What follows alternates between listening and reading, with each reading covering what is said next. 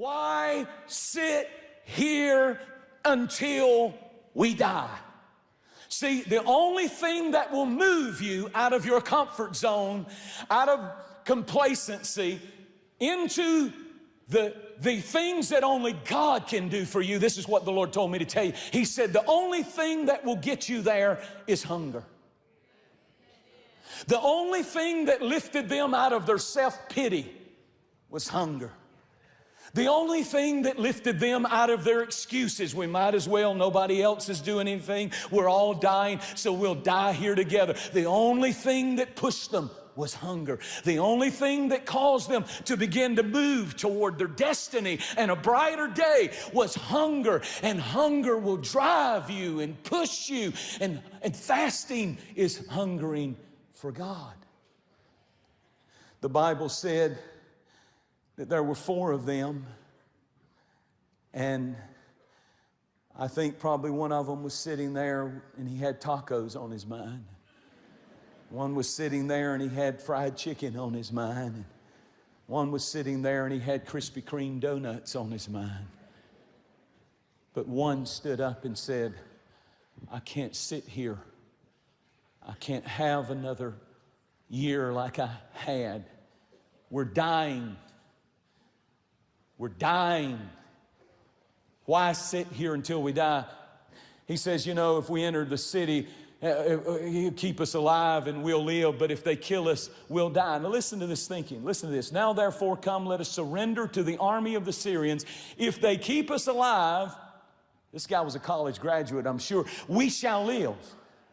If they kill us, we shall die. That's brilliant, isn't it?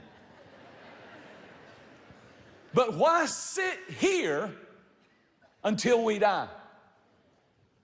That hunger began to drive them. He began to hunger, and he said, there's got to be more. And it was the hunger that began to move him toward the direction of the plan and the purpose and the miracle that God had for him. And I believe with all of my heart that there are things that God will do for people when they hunger for Him. When they fast and they pray, fasting is hungering for God. And when you begin to hunger for God, suddenly you move up out of the challenges and the comfort zone, and you move up out of self-pity and up out of depression and hopelessness, and the hunger begin to move, and they begin to take steps, 4 of them, toward the enemy's camp. Things even got more desperate inside the walls of that city, so much so that the Bible gives one more astonishing description. They became so hungry that the Bible said they began to boil and eat their own babies, their own flesh and blood, and make bargains and say, we eat your child today, we eat my child tomorrow. See, we don't understand hunger. We don't understand hunger. I'm talking about people who were so desperate that with hunger. And what I want you to understand about that is that when people do not feel the spiritual hunger for God with spiritual things in homes, in families,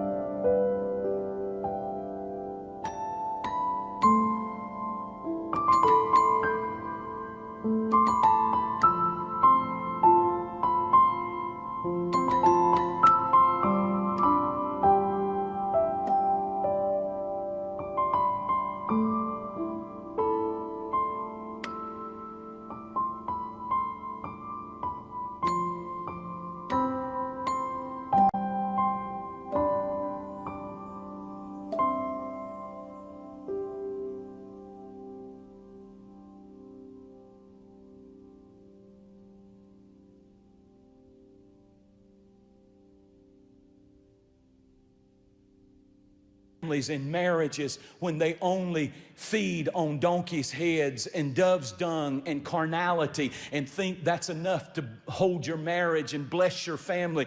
When you only feed on carnal things and you don't feed spiritual hunger for God with a hunger for God, then guess what? You start turning on one another. You start devouring one another. You start attacking one another. And the enemy comes and divides families and divides homes. And it's really a sign of a growl for somebody who needs to begin to consume spiritual appetite and get a hunger for God that changes our attitude, that opens our eyes to the bigger things, not just devouring one another.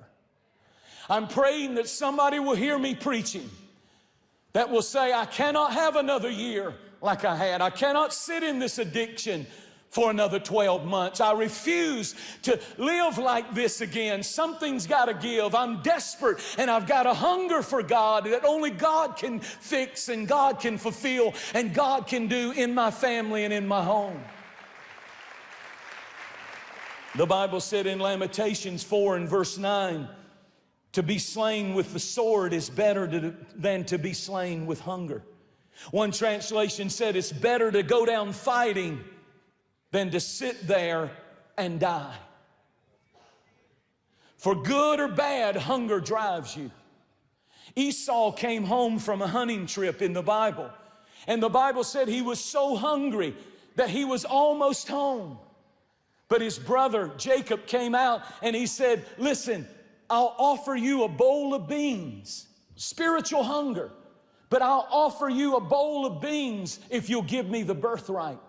And in a moment of weakness, because he did not feed the hunger for God, he tried to put carnal things in for the hunger of God. And that's why fasting is so important. That's why it's not for people all around you, but it's not for you. This is for you, sir. This is for you, dad. This is for you, business person. This is for you, college student. This is for you. God says there are things that hunger will take you to that you will never reach until you hunger for me, because I have it all. I am the one who lifts one up and pulls another down. I am the one. And you know what he promised in Matthew 5? They that hunger and thirst for righteousness shall be filled. The Bible said that Esau lost his birthright because he fed that real hunger with donkey's head, so to speak, and dove's dung instead of a hunger for God. I close with this. What got the prodigal son out of the pig pen? What made him come back home to the Father? What was it? It wasn't the smell of the stench. It wasn't the disappointment of the friends who abandoned him after he had spent all of his money. It wasn't the filth that he was living in. None of those things got him on the path back to the Father's house. It was one thing that brought him back to the Father. In Luke 15 and verse 17, he asked a question. How many of my Father's servants have bread enough to spare? Listen. And I perish with hunger. The thing that drove the prodigal son up and out of the pig pen and the filth, back to the beauty and the love and the grace of the Father's house, he said it himself, I am hungry. It's hunger that will cause prodigal sons and daughters. When somebody is fasting for them, hunger will wake them up in the pig pen. Hunger will wake them up in their addictions. Hunger will wake up the backslider. And if they won't fast for themselves, when we begin to fast, when we begin to pray for our families, for our sons, for our daughters, when we do that, God says, I will use hunger as the force that drives and pushes them onto the path back to the Father's house. When nothing else works, pleading and trouble with the law and all kinds of things and all kinds of ramifications of that life. When nothing else works, Jesus put it like this in Mark chapter 9. This kind cometh not out but by fasting and prayer. There are some of our family members, our friends, our associates, people that you work with, people that you do life with, and they're lost and they're on their way to hell. And the only thing that's going to get them out of the muck and the mire and on the path back to the Father's house is hunger. And fasting is hungering for God. And when a church with thousands and thousands of people here and by internet and at all of our campuses comes together, and my stomach's growling at 1 a.m., but your stomach is growling at 2 a.m., and somebody else has a growl going on, and it's like a total irritant to the devil and demons. And they say, the scripture said, this kind of spirit will only loose and release its grip on people when people